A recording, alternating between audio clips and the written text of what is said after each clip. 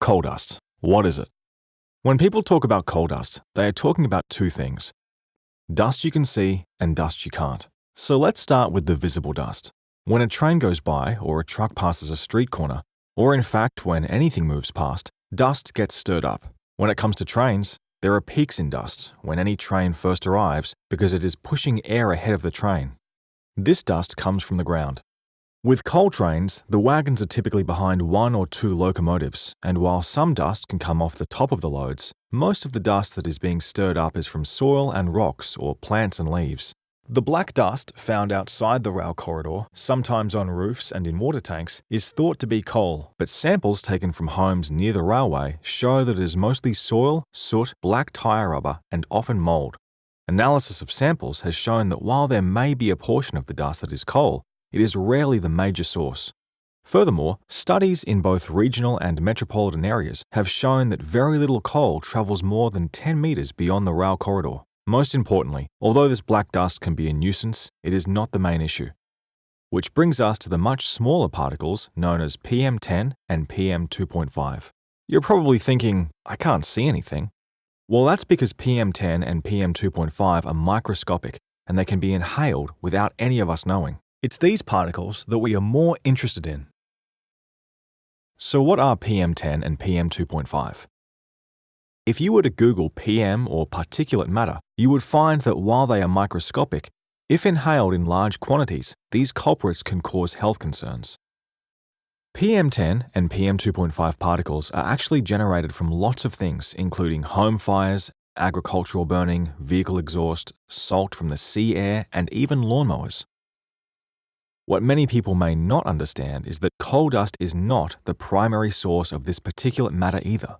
Scientific research conducted on the Southwest System, which runs to the Port of Brisbane, found that of the dust deposited along the rail corridor, coal represented an average of 10% of the PM10 particles. Over 80% of the PM10 particles came from these other sources. A Queensland Health review of the study concluded that for people living along the rail corridor, the overall dust concentrations from all particle sources measured during the investigation are unlikely to result in any additional adverse health effects. Is it possible to get rid of PM particles? The simple answer is no. Sources of particulate matter can be either man-made or occur naturally in the atmosphere. Unless we all agree to stop driving cars, trucks, motorbikes, or boats, never enjoy the warmth of an open fire or a sandy beach again, and although as tempting as it might sound, never mow another lawn, they will continue to exist. In fact, some of these particles will exist no matter what we do.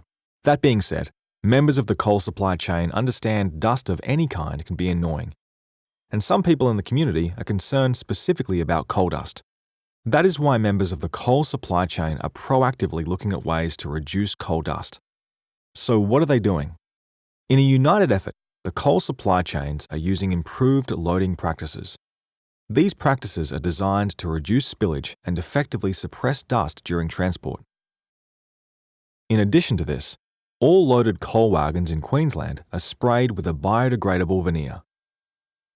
The veneer applied to the surface effectively forms a coating, proven to reduce coal dust liftoff by 85%, making it a very small portion of total dust.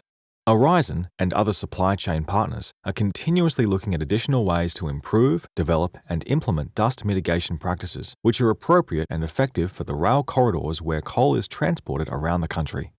The coal industry has played a vital role in Australia's economy since early European settlement. It is one of Australia's largest export earners and employs more than 55,000 people directly and in excess of another 145,000 people indirectly. Coal is a fundamental part of everyday life for Australians, whether it's the power we consume in our homes or the steel that makes up a large range of the goods we use. The reality is our economy and local communities around the country rely on the industry. Although there is no way to remove PM10 and PM2.5 from our environment, the coal supply chains are committed to continuing research and taking proactive measures to decrease coal dust. As a group, they will continue to monitor coal dust levels and measure the effectiveness of strategies to reduce coal dust in our communities. If you would like to find out more, visit www.aurizon.com.au.